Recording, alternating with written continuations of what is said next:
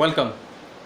मैं आपके साथ आज दो एक्सपीरियंसेस शेयर करूंगा, जिनमें मैं पहले एक्सपीरियंस में आपको बताऊंगा कि मैं कैसे उस कस्टमर को बेच पाया, और दूसरे एक्सपीरियंस में मैं आपको बताऊंगा कि मैंने सब कुछ किया लेकिन उसके बावजूद भी बेच नहीं पाया। ये आपके साथ भी होता होगा। कई बार कस्टमर्स बहुत सारा टाइम ले जाते हैं और उसके बाद भी आप उन्हें बेच नहीं पाते हैं, और कई बार ऐसा होता है कि बहुत सारा टाइम लेने के बाद कस्टमर आसानी से ख़रीद लेते हैं। तो मैं आपको पहला एक्सपीरियंस वो शेयर करता हूँ जिसमें कि मैं कस्टमर को बेच नहीं पाया। फिर मैं दूसरे एक्सपीरियंसेस में बताऊंगा कि उसको जिसको मैं बेच पाया वो क्यों बेच पाया और क्या क्या रीज़न थे। तो पहला एक्सपीरियंस ये है कि कस्टमर थे वो उनकी उम्र लगभग 23 थी, और इनिशियली जब वो मेरे पास आए, जब मैंने उन्हें फ़ोन किया, उन्होंने इनिशियली बड़ा इंटरेस्ट शो किया, यहाँ तक कि वो एक प्रोडक्ट को चूज़ भी कर चुके थे। और जब उन्होंने इंटरेस्ट शो किया, काफ़ी इंटरेस्टेड थे, तो मैंने उन्हें प्लान बताना शुरू किया। मैंने उन्हें क्वालिफाई भी किया। मैंने सारी बातें उनसे करने के बाद में मैंने उन्हें प्लान बताना शुरू किया। तो मेरे प्लान के बीच में उन्होंने कुछ ऑब्जेक्शंस रेज़ किए। मैंने उन क्वेश्चंस का आंसर किया, और जब मैंने उनके सारे सवालों का जवाब दिया उसके बाद भी उनका वो जो ऑब्जेक्शन वाली बात थी वो ख़त्म नहीं हो रही थी। फिर उन्होंने कुछ सवाल पूछे, मैंने उनको दोबारा से जवाब दिए। फिर उन्होंने कहा कि इस प्रोडक्ट को और इस प्रोडक्ट को, यानी कि प्रोडक्ट ए को बी से कंपेयर करके बताओ। मैंने फिर प्रोडक्ट ए से बी से कंपेयर करके भी बताया, सी और डी से भी कंपेयर करके बताया। उसके बाद में वो कहने लगे कि काफ़ी अच्छा आपका प्रोडक्ट है और मैं अब इस प्रोडक्ट को नहीं लूँगा। मतलब पहले वो प्लान ए को ले रहे थे, उसके बाद उन्होंने कहा कि नहीं, अब मैं प्लान बी को लूँगा। और बीच बीच में ये भी कह रहे थे कि इस प्लान को मैं ज़्यादा कॉस्ट का लूँगा। मतलब वो हेल्थ इंश्योरेंस था और वो उसे कह रहे थे मैं 3 साल का लूँगा। मतलब वो ज़्यादा प्रीमियम पे करना चाह रहे थे। उस स्थिति में मुझे लगा, जैसा कि वो इंटरेस्ट शो कर रहे थे, उस चीज़ को देखते हुए मुझे लगा कि बिल्कुल कस्टमर बहुत इंटरेस्टेड हैं और वो अपना प्रोडक्ट, मेरा प्रोडक्ट लेना चाहते हैं। मैंने उन्हें बहुत अच्छे से समझाया। लगभग 1-1.5 घंटा मेरी उनसे बात हुई। फिर जब मैं उन्हें क्लोज़ करने की कोशिश करने लगा, जब मैं उन्हें ये बताने लगा कि आइए हम इस प्रोडक्ट को प्रोसीड करते हैं, ख़रीद लेते हैं, उस समय पर उन्होंने एक छोटा सा एक्सक्यूज़ दे करके वो वहाँ से जाने लगे। उन्होंने कहा कि मेरा जो क्रेडिट कार्ड है वो ट्यूसडे को उसका बिलिंग का डेट है, तो आप मुझे ट्यूसडे कॉल करिए सो एंड सो टाइम में, मैं ये वाला प्रोडक्ट लूँगा और इसको मैं 3 ईयर्स का लूँगा। मतलब ज़्यादा प्रीमियम पे करूँगा, लगभग प्रीमियम 50,000 रुपये।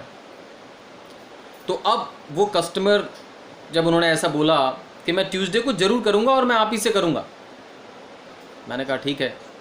जब मैंने उनको ट्यूसडे को कॉल किया तो अब वो, उनकी जो टोन थी वो थोड़ी बदल गई। अब वो मुझसे ऐसे बात नहीं कर रहे थे जैसे कि उन्होंने पहली वाली मीटिंग में की थी। तो यहाँ पे मैं आपको एक बात बताना चाहता हूँ कि हमेशा अगर हमें ये लगता है कि हम कस्टमर को ब्रोशर दे देंगे, पीडीएफ दे देंगे, इन्फॉर्मेशन दे के ऑफिस से जब हम निकल आते हैं, या फिर उनसे मिल के जब हम निकल आते हैं, या फिर जब हमारा फ़ोन डिस्कनेक्ट हो जाता है, या फिर कोई कस्टमर हमारी दुकान में आया और उसके बाद चला जाता है, तो आप ये मान के चलिए कि वो आपके बारे में नहीं सोच रहा। हमें ये लग रहा होता है कि वो हमारे बारे में सोच रहा है, लेकिन वो हमारे बारे में नहीं सोच रहा। और अगली बार जब हम उसे कॉल करते हैं, वो किसी काम में बिजी होता है और उस समय पर वो, उसका जो टोन है वो बदल जाता है। मैं जब उनसे बोलूँगा कि मैं संजय बोल रहा हूँ, तो उनका अलग तरह का कुछ रहता है। ये एक्सपीरियंस आपके साथ भी हुआ होगा।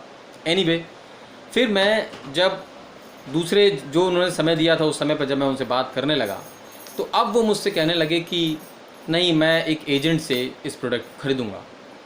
तो मैंने उनसे कहा, सर हमारे यहाँ से लेने के ये सारे बेनिफिट्स हैं और मैंने आपके साथ सब कुछ बड़े अच्छे से, मैंने आपको ये सारी चीज़ें दिखाई हैं, बताई हैं। उन्होंने कहा नहीं नहीं, मैं उनसे ही लूँगा। मैंने उनके साथ बहुत बात की। उन्होंने मेरे बताने की बड़ी तारीफ़ की, उन्होंने मेरे प्रोडक्ट की बड़ी तारीफ़ की, उन्होंने मेरी कंपनी की बड़ी तारीफ़ की, उन्होंने मेरे रिलेशन की बड़ी तारीफ़ की, उन्होंने सब कुछ मेरा अच्छा कहा, लेकिन पेमेंट मुझे नहीं किया। अब यहाँ पे मैं आपको ये बताता हूँ कि पेमेंट उन्होंने क्यों नहीं किया। पेमेंट उन्होंने सिर्फ इसलिए नहीं किया क्योंकि वो खुद डिसीज़न मेकर नहीं थे। प्रोडक्ट उनको ही चाहिए था, लेकिन क्योंकि उनकी एज सिर्फ 23 थी, इस वजह से वो डिसीज़न मेकर नहीं थे। उन्हें किसी ऐसे व्यक्ति की ज़रूरत थी जो उनके डिसीज़न लेने में उनकी हेल्प कर सके। तो आपको ये देखना है कि जब आप अपने किसी कस्टमर से बात कर रहे हैं, जब आप उसे क्वालिफाई कर रहे हैं, तो आपको लालच में नहीं पड़ना है। कई बार डिसीजन मेकर जो नहीं होगा वो लालच देगा कि मैं इतना खरीद लूँगा आपसे, आप मुझे इन्फॉर्मेशन दे दो। लेकिन आपको ये समझना है कि ये जो पर्सन है, क्या ये वाकई डिसीजन मेकर है या फिर नहीं। अगर डिसीजन मेकर नहीं है तो आप उस चीज़ को बहुत लंबा मत ले जाइए, 10-5 मिनट में उसे रैप अप करिए, ये सही है। लेकिन अगर आपने उसके साथ 1 घंटा 1.5 घंटा बिताया तो आप ये मान के चलिए कि आपका ही नुकसान होगा बाद में टाइम का, क्योंकि आप 8 घंटे ही आपके पास होते हैं। खैर, तो आखिरकार मैं उन्हें बेच नहीं पाया क्योंकि वो डिसीजन मेकर नहीं थे। उनकी एज सिर्फ 23 साल थी और वो ऑनलाइन नहीं खरीद सकते थे। ऐसा शायद आपके साथ भी कई बार हुआ होगा। आपको भी किसी ने लालच दिखाया होगा, आपके साथ भी बहुत सारा इंटरेस्ट दिखाया होगा, उसके बाद उन्होंने फ़ोन पिक नहीं किया होगा, या फिर फ़ोन पिक भी किया होगा तो उन्होंने गलत तरह से आपको आंसर किया होगा। अगर ऐसा है तो आप मुझे ज़रूर बताइए ना। दूसरा एक्सपीरियंस मैं आपको बताता हूँ जहाँ पर मैं बेच पाया।